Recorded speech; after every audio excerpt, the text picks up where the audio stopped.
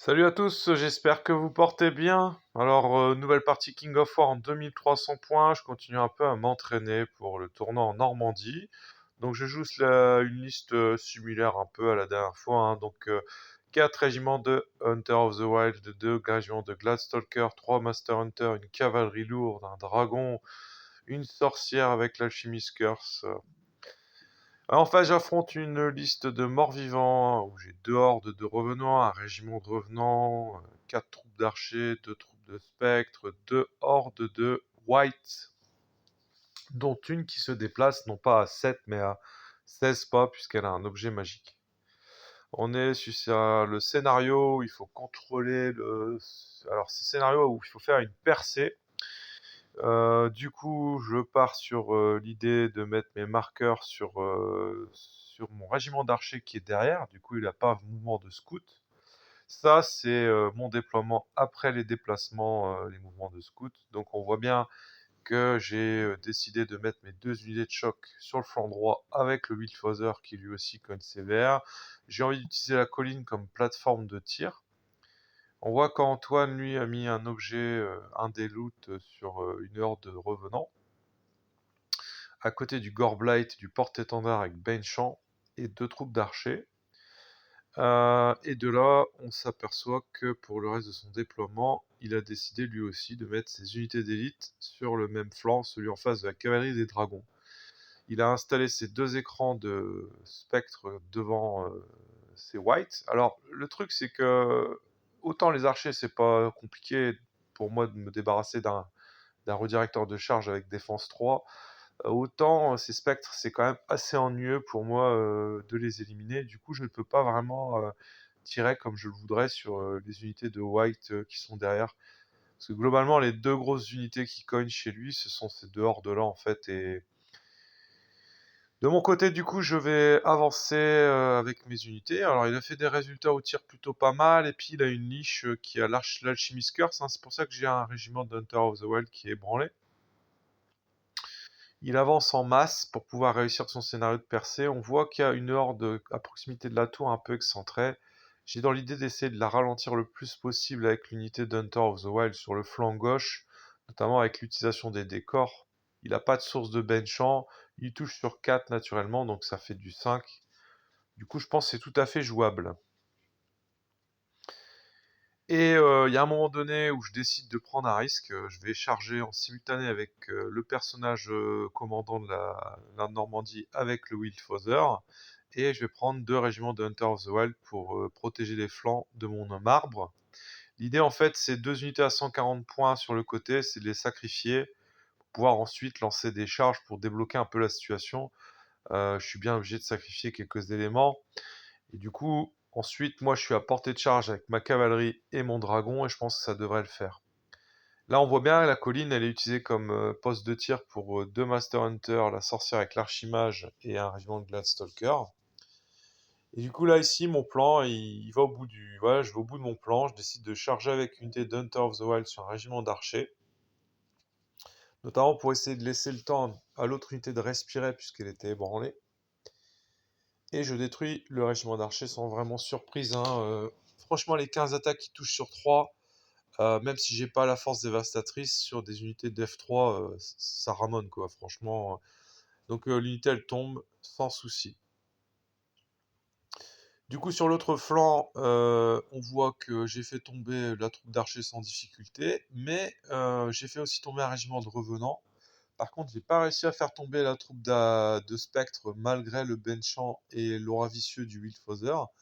Après, voilà, c'est pas dramatique en soi, parce que là, je crée des embouteillages. Pour lui, ça va être difficile d'accéder à des charges intéressantes autant qu'il l'aurait voulu. Et puis, bon, j'ai quand même fait quelques dégâts sur ces spectres. J'en ai quand même fait pas mal, donc je pense que la prochaine fois, il devrait tomber. On voit que le régiment d'archers avec les 2 loots continue d'avancer. Et le tour d'après, on voit, j'ai toutes mes unités qui ont pris un petit dégât parce qu'ils décident de charger avec le Gorblight plein centre. Donc le Gorblight va charger le Wildfather. On voit bien sur le flanc droit, l'unité d'Hunter of the Wild est complètement débordée, hein, parce qu'en fait, il charge avec 3 unités et il charge la dernière unité avec une horde de revenants. Là-bas, sur le flanc gauche, il charge avec sa horde de revenants. En 25 attaques qui touchent sur 4. Ah, ça fait 12 touches, 4 blessures puisque je suis défense 5. Normalement, je devrais tenir. Et de là, sur le centre, on s'aperçoit sans surprise que mes 2 régiments d'Hunter of the Wild sont tombés. Et par contre, moi, je vais pouvoir, le tour d'après, lancer mes charges. Mais la jouer plutôt astucieusement. Du coup, je peux pas vraiment charger comme j'aurais voulu. J'accède pas au Wild. Mais bon, dans l'ensemble, je suis plutôt satisfait. Je détruis une unité d'archer à côté de la tour. Et bizarrement, il a fait qu'une seule blessure le tour précédent sur une unité d'Hunter of the Wild avec sa horde de revenants. Il a été plutôt... Il n'a pas été très verni là-dessus. Et si on revient au centre, on s'aperçoit que voilà, j'ai mis un Master Hunter en opposition à une horde de revenants. Alors quand j'ai fait ça, j'ai complètement oublié qu'il avait un benchant, donc bon, c'est pas forcément une super chose. On voit qu'il y a une horde de white qui a été détruite. En fait, je lui ai mis la totalité de mes tirs sur son unité, et du coup je l'ai tombé. Et sur le flanc gauche, ça continue à temporiser, donc là il va pouvoir contrecharger. J'ai pas fait de dégâts avec mon Master Hunter sur ces unités, hein. J'ai un peu foiré mes dés. Mais les Hunters of the Wild vont charger une liche à travers le muret. Donc là ici on voit que j'ai pas super bien repositionné ma cavalerie, hein. Ça c'est genre d'erreur d'inattention qu'il faudra absolument que j'évite au tournoi. Et du coup ces whites vont pouvoir sans trop de difficulté les détruire au tour suivant je pense. Mais du coup au centre on s'aperçoit quand même que c'est sacrément nettoyé. Il a toujours son personnage, je ne l'ai pas dit tout à l'heure, qui a chargé mes archers, c'est le personnage de Normandie. Donc il est en train de les massacrer. Et là, on voit qu'après la destruction de la cavalerie, je vais avoir une belle charge avec mon homme arbre. Et je vais avoir aussi la possibilité de me débarrasser de son seigneur avec mon dragon. Donc je ne vais pas m'en priver. Quant à sa horde de revenants, elle commence à être un peu seule au monde. Donc bon, je pense qu'il va certainement me faire tomber mes archers au tour suivant. Mais là, il commence un peu à manquer d'unité de contrôle sur la table, quoi. Heureusement d'ailleurs, parce que mes effectifs ont quand même bien fondu. C'est quand même toute la difficulté de cette liste, c'est que j'ai quand même des effectifs assez limités. Alors heureusement, c'est quand même beaucoup d'unités avec défense 5, mais je m'aperçois quand même qu'il faudra que je sois vigilant en tournoi. J'ai pas des forces extensibles, et du coup, il faudra vraiment que je limite au maximum mes pertes.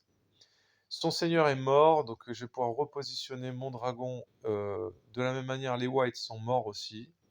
Et je vais commencer à lui faire des dégâts avec mes archers, mes unités de tir sur sa horde de revenants. Le seigneur de Normandie lui a chargé une liche, il n'a pas réussi à le tuer, mais il a quand même fait pas mal de dégâts. Après les liches, c'est vrai que c'est des personnages qui sont très solides, hein. C'est quand même des sorciers avec défense 5, un gros nerf, en plus ils régénèrent.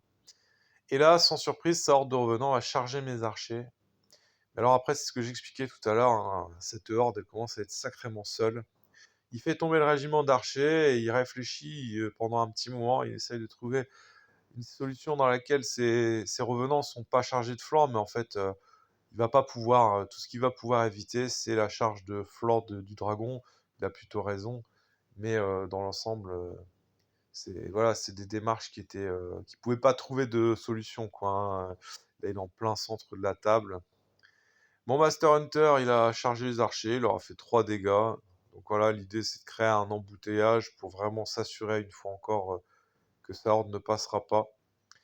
Et voilà, vous voyez tous les pions, ce sont les blessures qu'ont subi la horde de revenants. Là, clairement, elle a pris très très cher. Chargé de 2 unités, donc Gladstalker et Hunter of the Wild, le dragon qui charge de face. Et en plus de ça, j'ai mon seigneur de Normandie qui charge lui aussi. Et donc, sans surprise, cette dernière horde qui était plein centre, elle va tomber. Et du coup, après, moi, derrière, je vais pouvoir me repositionner. Il est à noter que voilà, de toute la partie, au niveau du jeu de dés, lui et moi étaient plutôt, dans l'ensemble, fiables. On n'a pas fait des trucs rocambolesques. Et du coup, mon unité de Gladstalker, qui a quand même subi pas mal de dégâts, elle a toujours sur elle les pions loot, et du coup je vais essayer jusqu'à la fin de la partie d'empêcher ces sorciers de lancer leurs sorts en les attaquant avec mes personnages individuels pour pas qu'ils puissent achever l'unité qui porte les loots. Donc il me reste les éléments essentiels de mon armée sur table. Et du coup, c'est une victoire assez large parce que je remporte la partie aux objectifs, au kill point. Mon seigneur de Normandie est toujours vivant. Le seigneur de Normandie adverse est mort. Et du coup, on est sur une victoire éclatante qui confirme quand même qu'il va falloir que je fasse très très attention à ne pas faire d'erreur d'inattention. Parce que j'ai quand même très très peu de marge d'erreur. C'est quand même des unités dans l'ensemble qui sont relativement fragiles, les régiments. J'ai pas de horde dans mon armée. Et du coup, voilà, j'ai encore des réflexions à me poser. Et en plus de ça, il faudra que je regarde, puisque je viens de m'apercevoir qu'au niveau du tournoi, ils ont envie de jouer avec les mises à jour. Donc il faudra que je regarde un peu qu'est-ce que les mises à jour vont amener comme changement, voir si je garde cette liste-là ou si je peux la changer. J'ai encore un peu de temps devant moi. Bon voilà, donc je vous souhaite à tous une bonne continuation et je vous dis à très bientôt. Salut les gars.